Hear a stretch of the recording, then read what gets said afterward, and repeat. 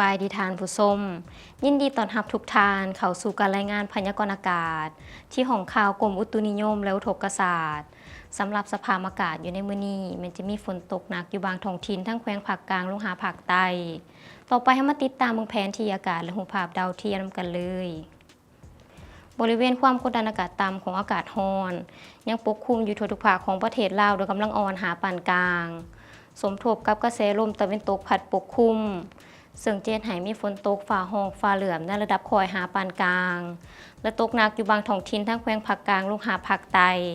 พร้อมมีลมพัดแห้งอยู่ในแต่ละภาคต่อไปให้มาติดตามเบิ่งสภาพอากาศอยู่ในแต่ละภาคนำกันเลยภาคเหนือด้านตะวันออกอากาศเย็นในตอนเช้าและจะมีฝนตกฝ่าห้องฝ่าเหลื่อมในระดับคออยู่บางท้องถิ่นพร้อมมีลมพัดแห้งเป็นบางโอกาสหน้าที่การปกคลุมของฝนเท่ากับ30%ของภาคอุณหภูมิอยู่ในระหว่าง16-32 องศาภาคเหนือด้านตะวันตกอากาศร้อนพร้อมจะมีฝนตกฝ่าห้องฝ่าเหลื่อมในระดับคอยหาปานกลางอยู่บางท้องถิ่นพร้อมมีลมพัดแห้งเป็นบางโอกาสหน้าที่การปกคลุมของฝนเท่ากับ35%ของภาคอุณหภูมิอยู่ในระหว่าง24-35 องศาที่นครหลวงเวียงจันทร์อากาศร้อนพร้อมจะมีฝนตกฝ่าห้องฝ่าเหลื่อมในระดับคอยหาปานกลางอยู่บางบริเวณและมีลมพัดแห้งเป็นบางโอกาสเนื้อที่การปกคลุมของฝนเท่ากับ50%ของพื้นที่อุณหภูมิอยู่ในระหว่าง26-34 องศาภาคกลางอากาศร้อนพร้อมจะมีฝนตกฝ่าห้องฝ่าเหลื่อมในระดับคอยอยู่ทั่วไปและจะตกปานกลางหาหนักอยู่บางท้องถิ่นโดยเฉพาะอยู่แขวงบุรีคำไซและคำมวลพร้อมมีลมพัดแห้งเป็นบางโอกาสเนื้อที่การปกคลุมของฝนเท่ากับ70%ของภาคอุณหภูมิอยู่ในระหว่าง24-34 องศา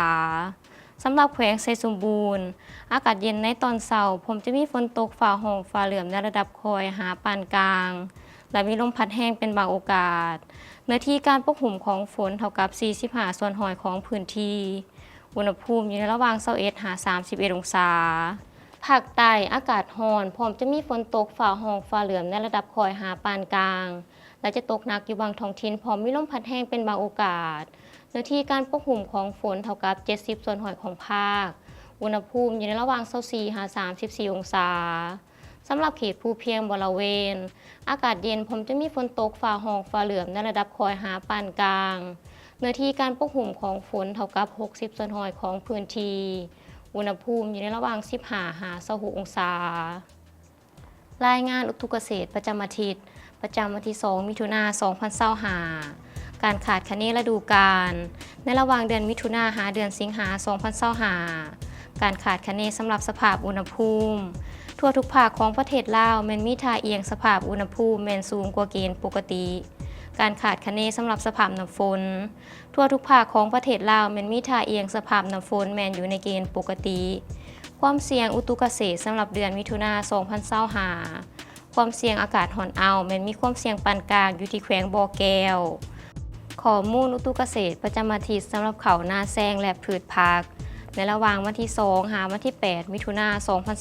2025ในระยะ1 อาทิตย์ข้างหน้าแม้นมีความเสี่ยงสภาพอากาศร้อนอ้าวระดับปานกลางในเขตเมืองเลางามแขวงสารวันข้าวนาแซงแม้นอยู่ในระยะการเจริญเติบโตของข้าวสุกแก่พร้อมเก็บเกี่ยวและพืชผักให้ประชาชนติดตามพยากรณ์อุตุเกษตรให้กวดกาความชุ่มของดินรักษาระดับน้ำให้เหมาะสมและรับประกันการจัดการน้ำที่ดีน้ำใส่น้ำจากแหล่งธรรมชาติและชลประทานให้น้ำใส่สมุนไพรยาปราบศัตรูพืชและยาฆ่าเชื้อราผสมกันน้ำใส่ฝุ่นเพื่อความแข็งแรงของเขาและพืชผักน้ำใส่มาตรการที่เหมาะสมติดตามคำแนะนำจากแขนงกสิกรรมเพื่อบ่ให้เขาขาดน้ำจากสภาพอากาศร้อนอ้าวและลดพรความเสียหายต่อการเจริญเติบโตของเขาสุกแก่พร้อมเก็บเกี่ยวและพืชผักท่านผู้ชมที่เคารพมาฮอดนี้การรายงานพยากรณ์อากาศก็ได้หมดเวลาลงแล้วท่านสามารถติดตามข่าวสารการพยากรณ์อากาศได้ที่ Facebook และ YouTube ที่ขึ้นด้านล่างนี้สำหรับมื้อนี้ขอกล่าวคำว่าสบายดี